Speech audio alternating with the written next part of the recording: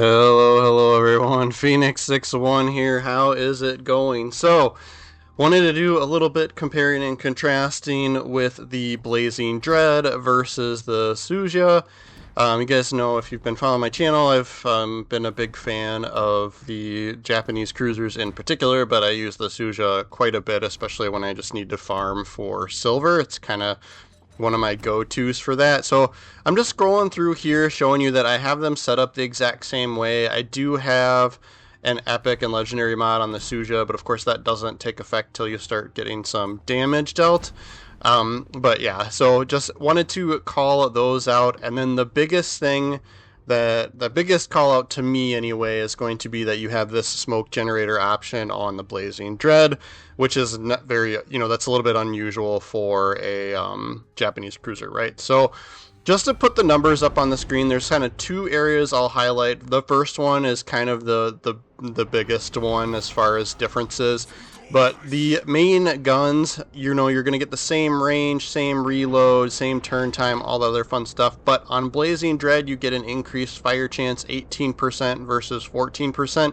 And this is all like dependent on the commander that I have set up there as well, right?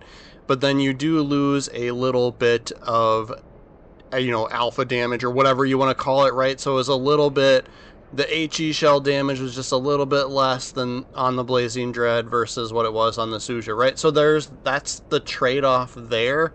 I think that trade-off is absolutely totally fine, right? Like I'd rather have the fire setting chance be higher. But, I don't know, that's me, you do you, right? So we come into this first match. I will play one with Blazing Dread and one with Suzuya. So we did trigger a fire on the Flounder, and it looks like he already put it out. So we will try and get a second one or third one, whatever, however many we can get on him, so that we have the the perma fire, so to speak, right? And then we do see that the zone's getting capped, so I know there is a destroyer in there, so that's why I triggered my sonar in case he sees my smoke and sends torpedoes this way. We'll have a little bit of an early warning. And then somebody picks him up, right? So we're gonna help with the destroyer, right? See a destroyer, shoot a destroyer. So we are, perfect opportunity for us. We are a cruiser. Cruisers are great against destroyers. Take advantage of that, and we do take a little bit of the blind shot there at him. We could see the shells from the our allied destroyer. We could see them actually hitting when we were zoomed in there, so I aimed for that same exact spot, and then that gave us that kill, right? So then now we can go after the battleship a little bit more here, and as you can see, we've got a fire burning, at least one burning on him still, so our damage numbers are ticking up. Looks like it stopped just there. And then, yeah, no one's spotting for us. I called it out, and my destroyer was like, no.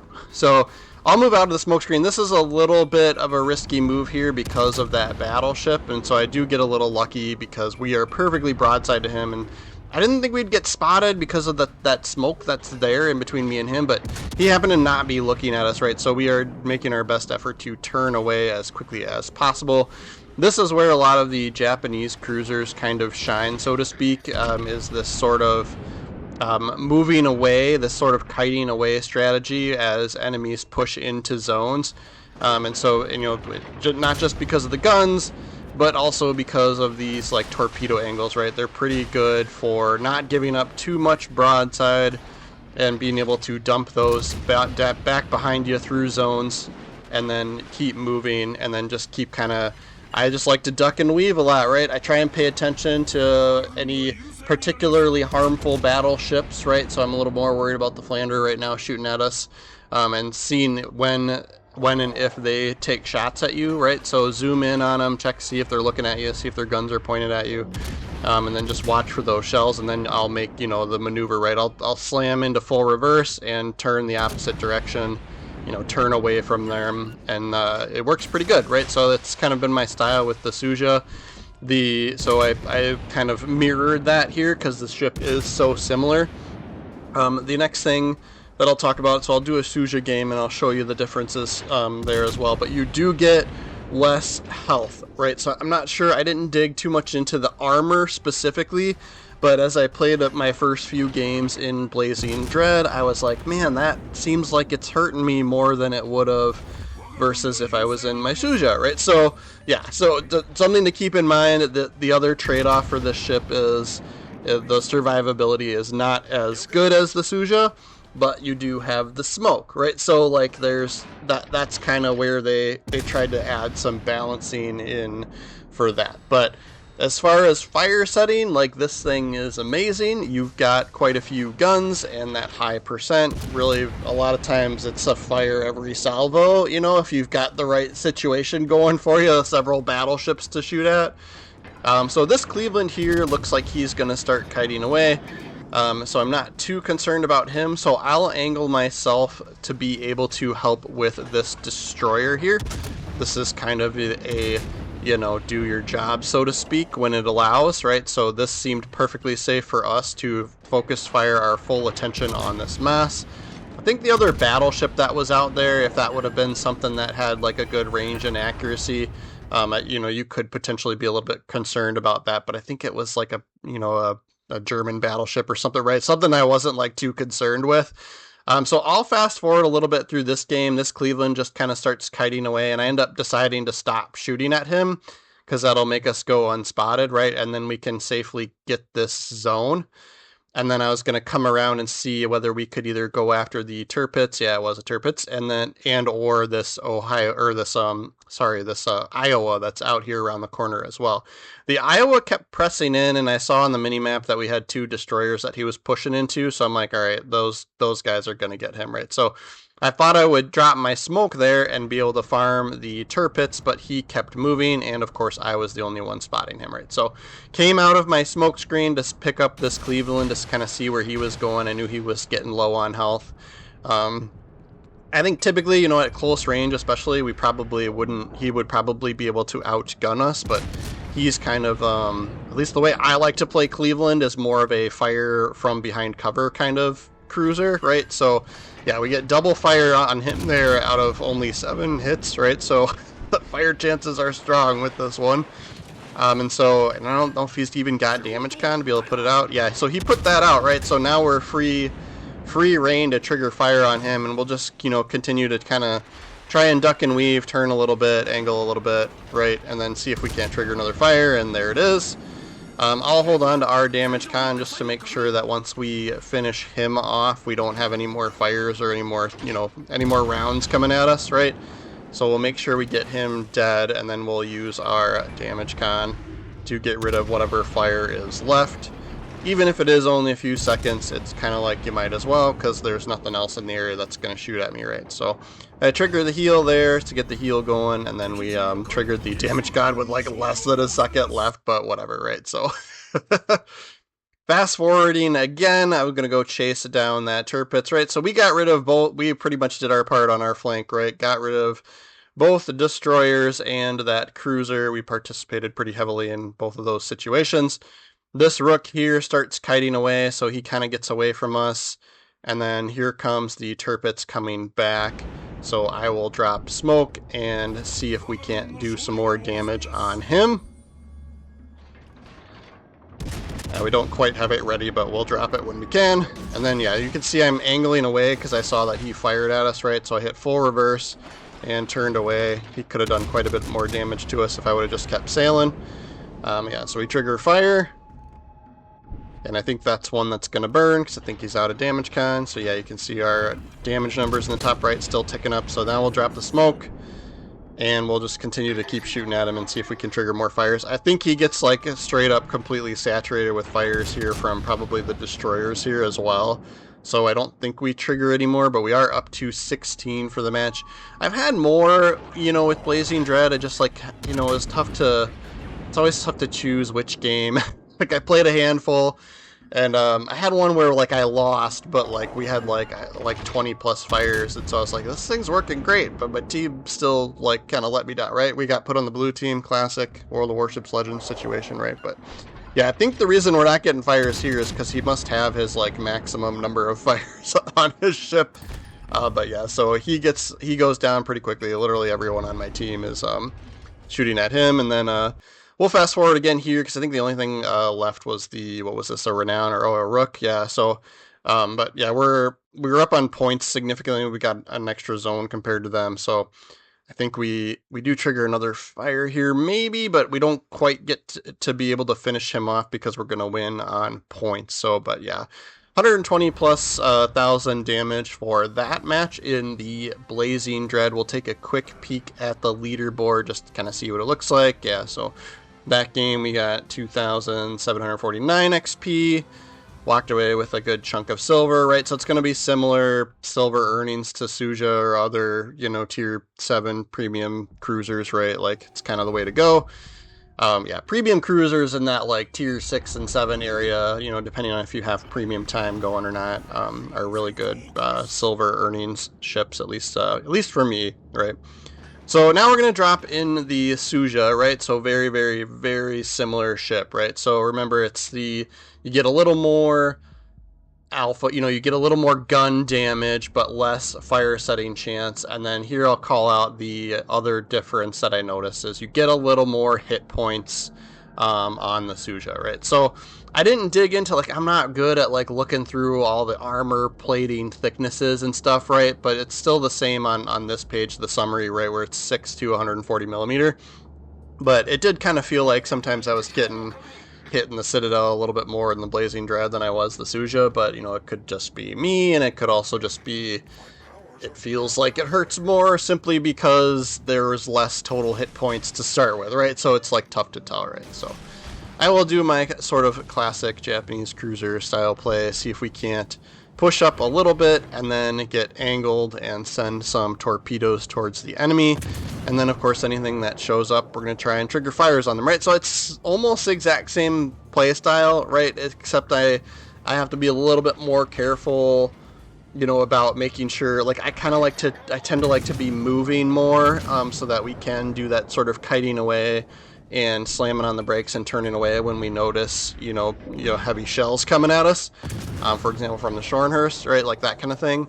But yeah, as you can see, we've already got a couple fires going, right, like good times, right, good times at Japanese cruisers. Yeah, so I think that, yeah, with this, I think we're getting in the last week or two, when I've got this video releasing, right, where, if you want the Blazing Dread, you'll have to make that decision, right? It's one, if you checked out my other, Halloween event videos for this year, for 2024, you can't quite get Blazing Dread for free, if you're being diligent about doing the calendar event, the campaign, and if you buy Admiralty back in, you still don't quite have enough of the Shadow coins to buy the Blazing Dread. But the Suzuya, which is this ship, which is very, very, very similar, right, is, I think you get this for global XP, right? So I think you can always get this for global XP in the store. So it's definitely a good one if you like this sort of style of play. That is kind of why I went for the Blazing Dread, is because I enjoy the Japanese cruiser lines. Like everything in World of Warships Legends, they kind of present you with this sort of FOMO, right? Like this fear of missing out, or it's I need to get this ship in case it becomes the next meme ship that's really awesome, right?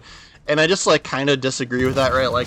At some point it's going to get, if it is too overpowered, it'll eventually get nerfed at some point, right? But the other thing too is just there's going to be something else with the next update, right? So once Blazing Dread's no longer available, there's always another way to give Wargaming more money, right? So I really try and hold out on spending doubloons until it's something that I really think I would do well with, and I typically do well with the Japanese cruisers, so that's why I went for the Blazing Dread, right? But I don't know, sometimes you get that buyer's remorse. I'm it's not that much different, right? So this situation here, we spent quite a bit of time unspotted because of our destroyers in front of us with smoke screens and stuff. So, we still have almost all of our health. I think we took a tiny scratch on the paint job somewhere, and that's about it at this point, right? So, but yeah, so we'll, I'm going to send some torpedoes through these zones here. I know there's probably a destroyer in there, plus that cruiser, so if he keeps pushing up, maybe we'll get some torpedo hits there. This is kind of how I play with these ships, right? At Getsuki, I'm gonna shoot at him while he's spotted here, but if we can, we'll help out with the destroyer. But of course, he goes undetected, and then the Scharnhorst keeps pushing in. So we'll see if we can't get some more fires on him. But yeah, you can see here, we've got quite a few hits, and we're only at 2 fires, right? So the fire setting chance on the Blazing Dread is definitely way more noticeable. And I don't have any sort of like special or like paid commander, right? So for both of these games that I played, I'm using I'll show you at the end of the video here, but I'm using the same commander, and it's a free-to-play commander, right? Like, I'm not using anybody like special. I do think there is 1 or 2 out there for Japanese cruisers that have some more like fire chance perks.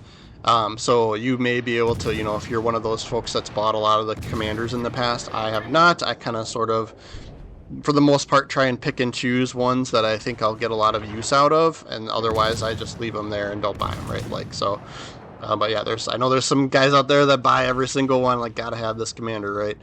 But yeah, so I think there's probably 1 or 2 out there that would be a little bit better and would help you out as far as Blazing Dread goes, but honestly, I've had some really freaking awesome games in the Suzuya with the free-to-play commander.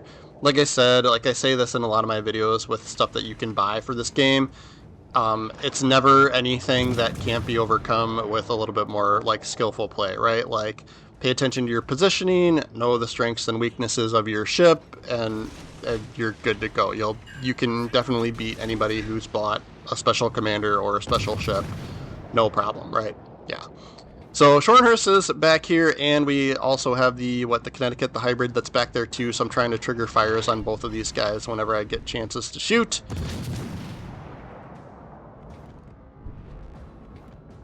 And if Scharnhorst comes around the corner here, right, we're going to want to turn away, so you can see that I'm angling away a little bit more. And then as he fires, I'm going into full reverse. This strategy works quite well, and this is also why I like, the Suzuya. I do feel like the guns are a little bit easier to aim at range with this one. I don't know, like, if anybody else is experiencing that with Suzuya versus Blazing Dread, but I definitely was getting a little bit of, like, in some games with the Blazing Dread, trying to shoot people at range was a little bit more challenging for me. So I think there's some things that I maybe would have like a preference of, if I was playing the Blazing Dread more, maybe I would change up with the commander build. But yeah, like, I always take advantage of this really great range and accuracy that I get with the Suzuya, with this sort of playstyle that I like to do with this ship. And it wasn't quite working as well.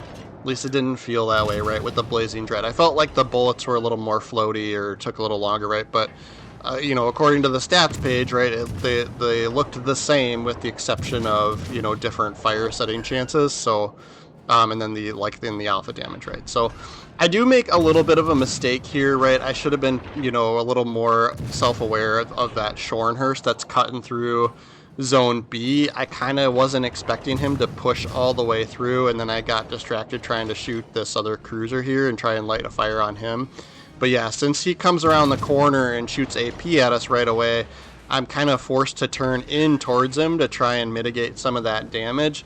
But this is really, not a good close range fighting sort of ship, right? So like this, I kind of like, put myself in a rock and a hard place kind of situation, right? Like, I'm kind of forced to try and duke it out with him. But yeah, you could see, like, this is not the way you want to play this type of ship because he's going to eat through us pretty quickly. I do think we take some hits from the cruiser as well. That's off to our left, right, our port side here. I did trigger sonar. We know the Scharnhorst has some torpedoes, right? So we get early spot on those and are able to easily dodge those. But yeah, I'm just trying to get, guns on target here and, try and trigger fires, right? I think one of these shots I aim like way too low, right? So we got to remember to try and hit the deck and hit the towers and stuff. And yeah, the cruiser off to our left is probably causing more damage than the Scharnhorst at this point, just because we're not angled. We're angled well for him to be able to get good hits on us, right? Versus the Scharnhorst is probably mostly secondaries and stuff at this point. But we are able to finish off the Scharnhorst here. I kind of figured since we had the fire going on him, he would burn now, and so I tried to get torpedoes off towards the cruiser, and then one last shot on him, and then somebody takes us out here, right? Yeah, so we get the kill on the Shornhurst, and then he finishes us with secondaries. That puts us up to 128,000 damage. I will fast forward because these torpedoes miss, right? Like our destroyer finishes him off. And then the one remaining battleship here, right? Like he doesn't survive very long. He takes 2 pretty bad hits from our battleships that are remaining, and then that's going to end the game for us, right? So we'll take a quick peek at the leaderboard for this one, and then I'll show you the commander that I'm using. So it's Yamamoto, right? Like, so yeah, I always forget his name. But yeah, we'll take a quick peek at the team results. So yeah, does put us at the top at 2600 XP. So a little bit less from the Blazing Dread, but it's like, different situations, different maps, blah, blah, blah, right? Different game, right? But yeah, so here's how I have the commander built out, right? So he has a base trait that's AP Shell Pen Multiplier. I actually like using that as inspirations for other commanders. But yeah, because since you're, it's not too big of a deal since you're using mostly HE rounds with these 2 ships anyway, but it's there and it works, right? And then, yeah, so I have main battery traverse speed, main battery reload, and then, shell grouping and reload for the other guy. I think this one here, this is what I was kind of getting at. I would maybe pick Burn It Down with when I'm using Blazing Dread, right? Just because like you get that little bit more fire chance, right? So that would add another 2% chance of shells causing fire. But yeah, like for both games, I had this beyond range on, and I like this on Suzuya because I do feel like it works really, really well shooting at like that farther out range, right? So like it just like it's kind of a pain in the butt to try and remember to go in here and switch between the two if you're going to play one ship and then the next, right? So, but I think if I went through a streak of playing Blazing Dread quite a bit, maybe I would switch to that perk there. I almost never use before it's too late on cruisers that have sonar, right? So just use your sonar appropriately, right? And then Igniter here is kind of an easy choice for both ships, right? Like that's what I'm picking, right? I don't do punch through just because, we don't use AP shells too much. The AP shells work great. Like if you got a nice broadside shot on a cruiser, like, you can wreck them pretty good with AP shells. They work great still, but HE is where it's at. I like fully packed, but refill station is always a good choice as well for, faster reload, right? And then a little bit more range when you're close to an ally. But fully packed will get you an extra smoke screen if you're playing Blazing Dread, right? Like, so you do you. But that is going to be our comparison video for the day, guys. Thanks so much for watching my video all the way through. Please do subscribe to the channel. That does help me out quite a bit. I really do appreciate you guys. And yeah, we're doing Legends videos pretty much every day, so we'll see you again tomorrow.